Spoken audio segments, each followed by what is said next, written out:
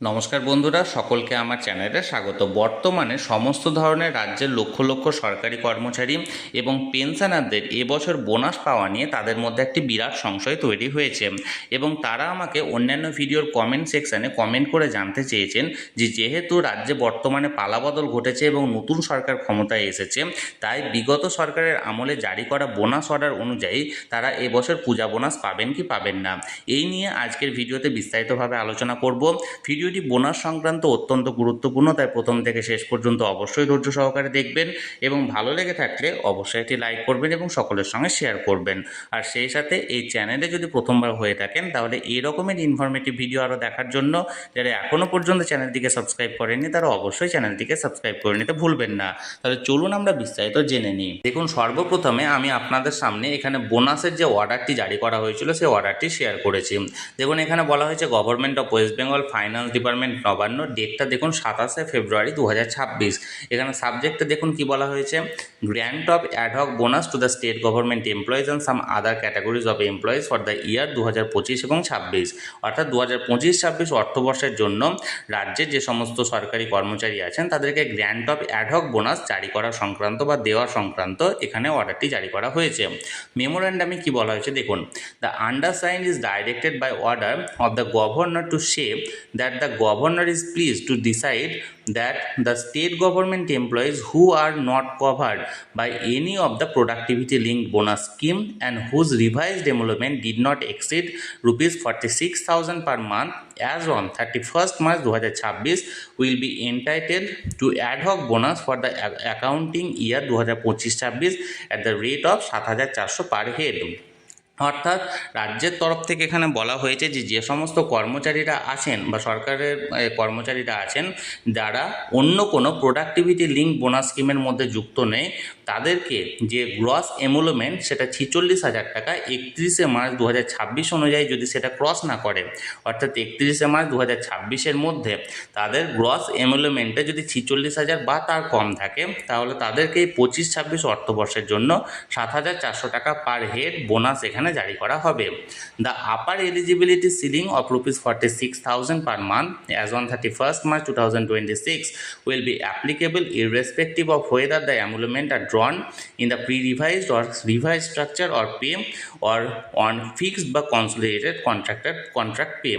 অর্থাৎ এই যে 46,000 টাকার যে এমুলমেন্টের বিষয়টি সেটি 31শে মার্চ 2026 অনুযায়ী ক্যালকুলেশন হবে কি বেসিসে, সেটা প্রি রিভাইজড স্কেলের মধ্যে হোক বা বর্তমান রিভাইজ স্কেলের মাধ্যমে হোক বা এটা ফিক্সড বা কনসোলিডেটেড কন্ট্রাক্ট পের মাধ্যমে হোক, সমস্ত ক্ষেত্রেই 46,000 টাকাটা ম্যাক্সিমাম লিমিট হিসাবে ধরা হবে। দেখুন number 2, the benefit will be admissible subject to the following term and condition.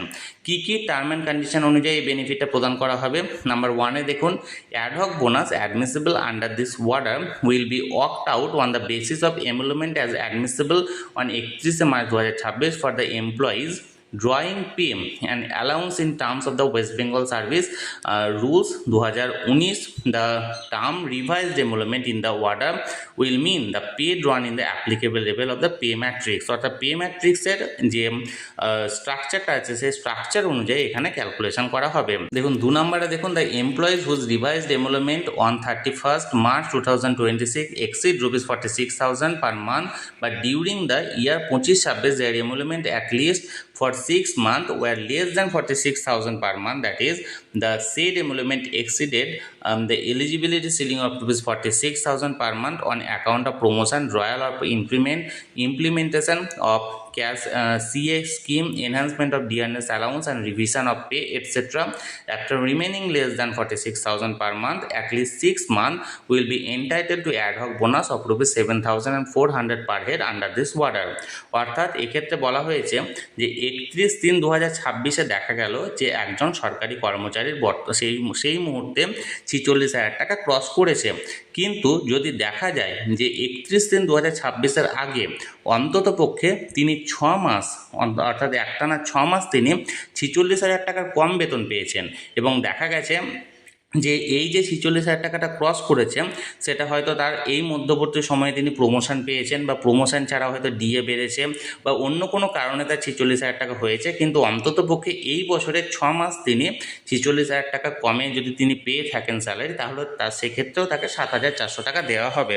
অর্থাৎ বলতে গেলে যে 2025-26 অর্থবর্ষের মধ্যে যদি একটানা 6 মাস তিনি 46,000 টাকার কমে বেতন পেয়েছেন, কিন্তু দেখা গেল 31শে মার্চ তার 46,000 টাকা ক্রস করেছে, তাহলে সেক্ষেত্রেও তাকে 7,400 টাকা এখানে বোনাস এখানে দেওয়া হবে।